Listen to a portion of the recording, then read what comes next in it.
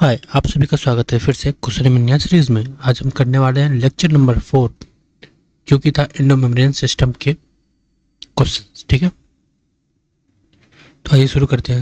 I hope आप lecture देखे होंगे और आपको डाटा वगैरह सब याद होगा। ठीक है, सो सबसे पहला क्वेश्चन है, which organelle are included in the endo membrane system. Option A है mitochondria, chloroplast, peroxisome. Option B है endoplasmic reticulum, Golgi complex, lysosome, vacuole. Option C है न्यूक्लियस, राइबोसोम, सेंट्रोसोम।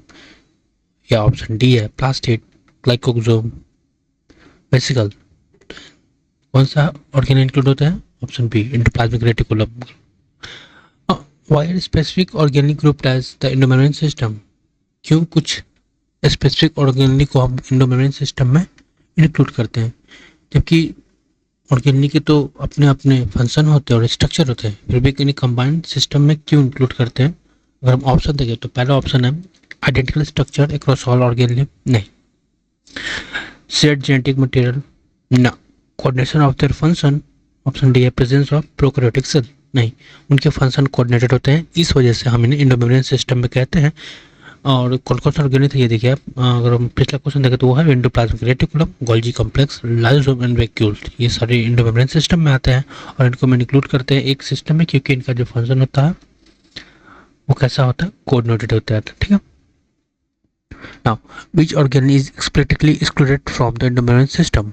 कौन सा इन चारों में से एंडोमेम्ब्रेन सिस्टम में नहीं आता है? तो option A lysosome, option B Golgi complex, option C mitochondria, option D vacuole. And the answer is mitochondria. What qualifies an organelle for inclusion in the endomembrane system.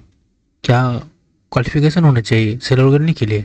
तो पहला है कि membrane bound nature, option B है role in ATP production, option C है functional coordination with the ER slash Golgi body slash vacuole slash lysozyme, या option D presence in plant cells. तो endomembrane system में किसी भी cell organelle को अगर include होना है तो उन्हें इन चारों सेल ऑर्गेनेल के साथ उनका जो फंक्शन होना चाहिए वो कोऑर्डिनेटेड होना चाहिए। इस वजह से आंसर होगा option C. Which pair of organelle is not a part of endomembrane system? Option A endoplasmic reticulum and vacuole, option B Golgi complex and lysozyme, option C mitochondria and peroxisome, या option D lysosome and vacuole. The answer is mitochondria and peroxisome. Why are peroxisome excluded from the endomembrane system? Option A क्या इनके पास lack of membrane structure, option B not coordinated with the ER Golgi body lysosome vacuole, option C exclusive presence of in animal cell, option inability to synthesize protein. नहीं, इनको इसलिए हटाया गया था प्रेक्सोसोम और mitochondria को, क्योंकि इनका जो फंक्शन जो था वो कोऑर्डिनेटेड नहीं था इन चारों सेल ऑर्गेनेल से। What does electron microscopy reveal about the eukaryotic cell cytoplasm. क्या presence of free ribosome, a network of tiny tubular structure called ER, option C है mitochondria with crystal, option D है Golgi complex and stack together. तो electron microscope की वजह से हमें पता चला कि जो एक सेल ऑर्गेनेल है जो कि tiny tubular structure near the nucleus है, जिसे हम एंडोप्लाज्मिक रेटिकुलम कहते हैं। How does the ER divide the intracellular space. कैसे एंडोप्लाज्मिक रेटिकुलम डिवाइड करता है इंट्रासेलुलर स्पेस को? न्यूक्लियर प्लाज्म में, साइटोप्लाज्म में, option B mitochondrial matrix and intermembrane space, option C luminal inside endoplasmic reticulum and extraluminal that is cytoplasm compartment, option D thylakoid space and stroma. तो ER divide the intercellular space into luminal and extraluminal. तो answer है option C. What distinguishes rough endoplasmic reticulum? कैसे में पता चलता है कि rough endoplasmic reticulum है? पहला कि absence of ribosome, option B है synthesis of steroidal hormone, option C ribosome attached to its outer surface, option D detachment from the nuclear membrane. The answer is option C. How is smooth endoplasmic reticulum characterized? Covered with the ribosome? नहीं. Appear smooth due to lack of ribosome? Yes. अगला option देखें तो continuous with the Golgi apertures, option D involved in protein ग्लाइकोसाइलेज। ये सब तो ये Golgi body का function है, तो आंसर है इसका ऑप्शन बी। ठीक है, in which cell is rough endoplasmic reticulum most prominent, option A cell storing repeat. Option B, cell actively involved in protein synthesis and secretion. Option D, cell dividing rapidly. Option D, cell with high energy demand. तो draft endoplasmic reticulum वैसे cell में ज़्यादा जहाँ होंगे या ज़्यादा होंगे जिसका सेलुलर एक्टिविटी प्रोटीन सिंथेसिस और सिक्रेशन में ज़्यादा होगा. तो answer is option B. What is the special relationship between rough endoplasmic reticulum and the nucleus? कौन सा? Option A, RER surround mitochondria. RER is discontinuous with the organelle. RER is continuous with the outer membrane of the nucleus. Option D है RER form the nuclear lamina. तो special relationship endoplasmic reticulum का nucleus के साथ ये था कि nucleus के outer membrane के साथ इसका कंटिन्यूअस नेचर था. तो answer is option C. What is the primary function of smooth endoplasmic reticulum? Option A, DNA replication. Option B, synthesis of lipid. Option C, degradation of protein. या option D, ATP production. तो ATP production mitochondria, degradation of protein अगर हम बात करें तो lysozyme कह सकते हैं.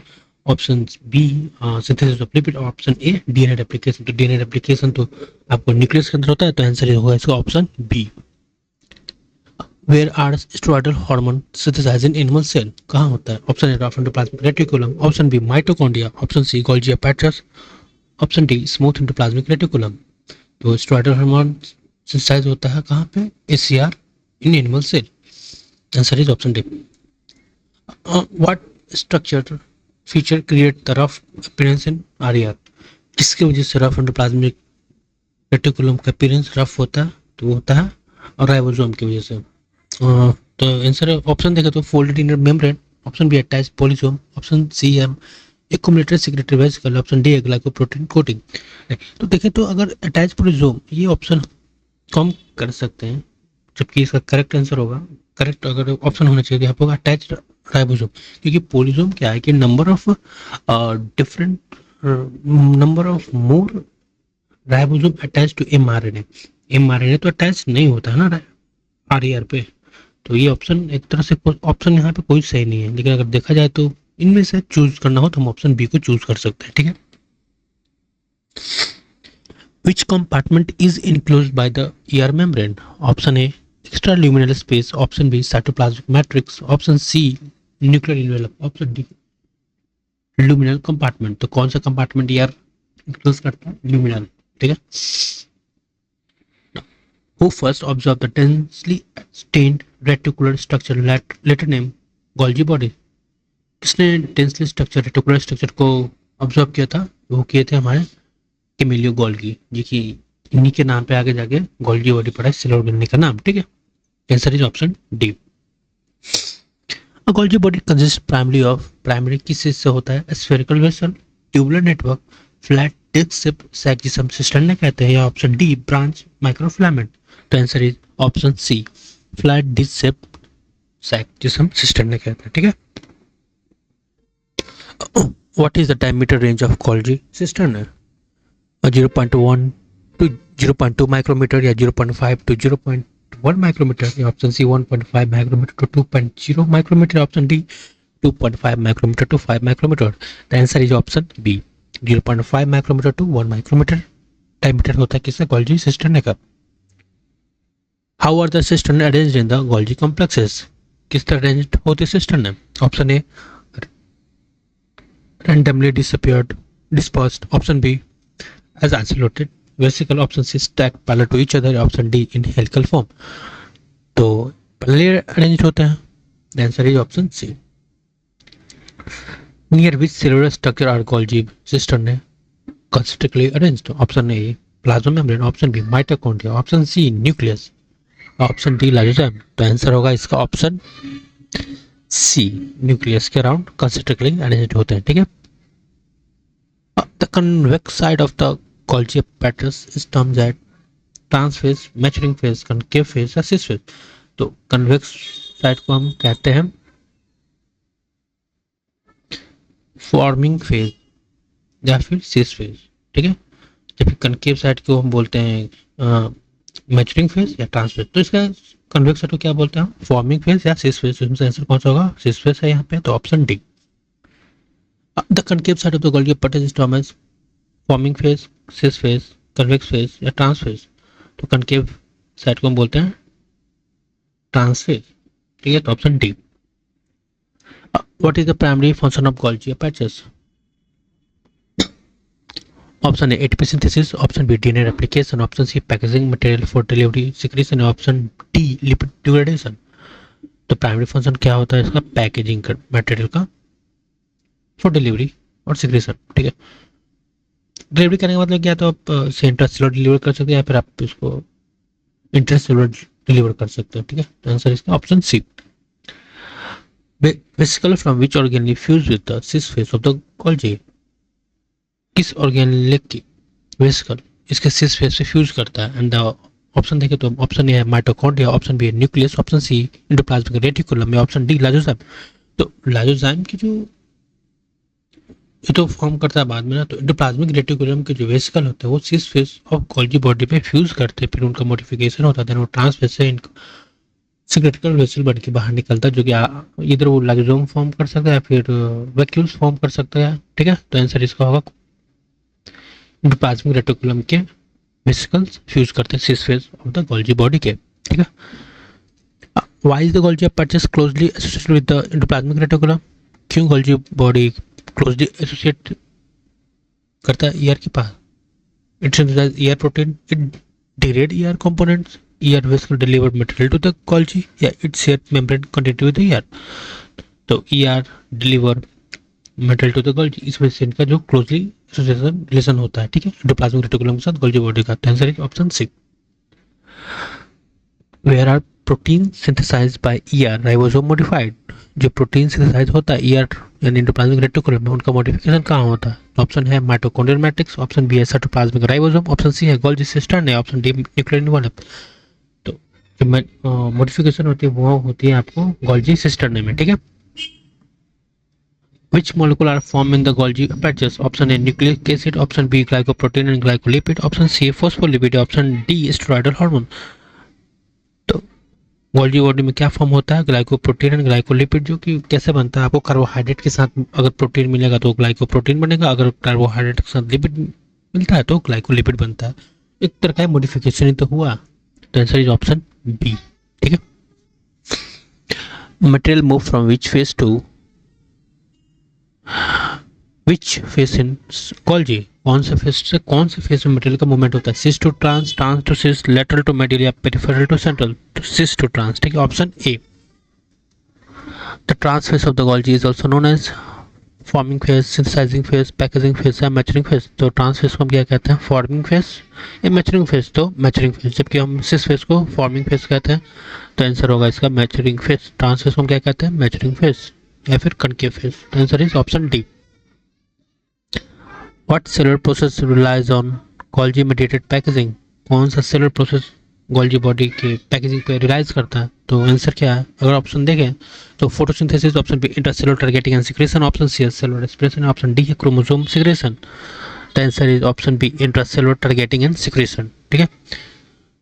अब अगला है how are lysosomal vesicle form? Option है देखें तो by budding from the nucleus, option B through mitochondrial fusion, option C by the process of packaging in the Golgi apparatus, option D है form free ribosome in the cytoplasm।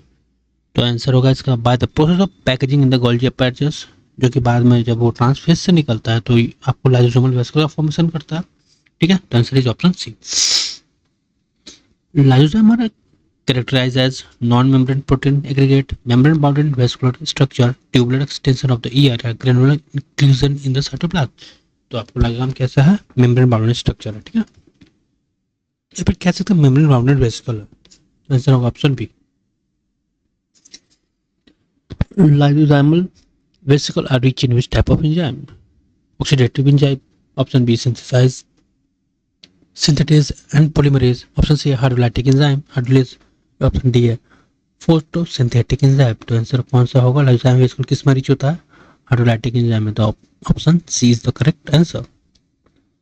At which pH are lysozyme enzyme optimally active? तो option है neutral pH, alkaline pH, acidic pH, option D pH variable pH depending on the substrate. तो लाइसोजाइमल active किस page पे करता है? Acidic page, अगर हम particular बात करें तो 4.5 पेज पे एक्टिव रहता है। तो आंसर होगा ऑप्शन सी। वट बायोमोलिकुल्स और लाइसोजाइमल एंजाइम डाइजेस्ट, कौन सा बायोमोलिकुल लाइसोजाइमल एंजाइम जो है लाइसोजाइमल एंजाइम को डाइजेस्ट करता है? तो option A only carbohydrate and lipid, option B है only protein and nucleic acid, option C है carbohydrate and protein lipids, so carbohydrate protein lipid and nucleic acid, option D exclusive mineral iron. Answer is option C carbohydrate protein lipid and nucleic acid को digest करता है lysozymal enzyme. Answer is option C. ठीक है, what structurally encloses the vacuole, vacuole क्या enclose करता है? तो किस तरह से इंक्लोज होता है वैक्यूल? डबल मेम्ब्रेन से नहीं, सेलुलोज वॉल से नहीं, सिंगल मेम्ब्रेन जिसे हम टोनोप्लास्ट कहते हैं। Yes, answer is option C. What substance are typically found inside vacuoles, vacuole के अंदर क्या मिलता है? ओनली जेनेटिक मटेरियल होता ही नहीं है। Water, sap and excretory product, yes. Mitochondria ribosome नहीं होता है। Steroidal hormone, no. तो answer is option B, water, sap and excretory product. What percentage of the cell volume can vacuole occupy in the plant cell, plant cell में जो vacuoles है वो कितने volume को ऑक्यूपाई कर सकते हैं? Option A 10 to 20%, option B 30 to 50%, option C up to 90% या option D less than 5%। Answer is option C, up to 90%. Now, the membrane is specifically surrounding plant vacuole is termed as plasma membrane, nuclear envelope, tonoplast and the plasmic reticulum. तो plant vacuole का जो membrane यानी हम देखें तो cell membrane से क्या कहते हैं? वैक्यूल के जो राउंड होता है उसे हम कहते हैं, पर्टिकुलर टर्म दिए हुए हैं वो है tonoplast. What critical function does the tonoplast perform in the plant cell? photosynthesis, transporting ion against the concentration gradient, synthesizing hydrolytic enzyme and DNA replication।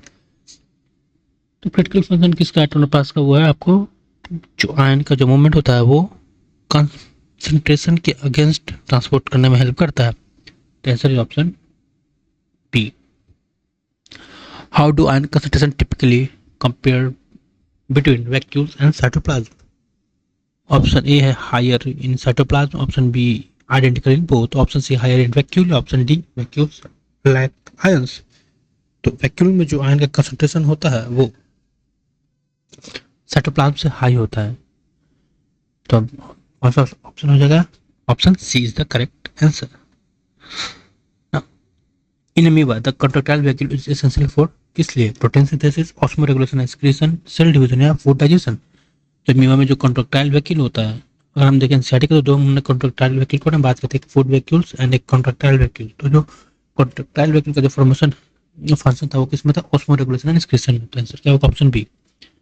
And हम बात करें how are the food vacuoles formed in the protist, तो एक formation vacuole था वो किस तरह form कर रहा था आपको किसमें? प्रोटिस्ट में। तो ये ऑप्शन देखें तो bulging from the Golgi, option B engulfing food particle, option C fusing with lysozyme या ऑप्शन डी है डिवाइडिंग पैकेजिंग। तो फूड वैक्यूल फॉर्म कर रहा था by fusing with the food particle, ठीक है, या लाइसोजाइम। इसका आंसर आप ही दें, ठीक है, कमेंट करें। और आई होप आपको क्लास अच्छा लगा होगा। मिलते हैं अगला लेक्चर क्वेश्चन मीनिया की सीरीज में, जो कि होगा माइटोकॉन्ड्रिया और प्लास्टिड्स के बारे में, ठीक है। थैंक्स एंड स्टे मोटिवेटेड, ठीक है।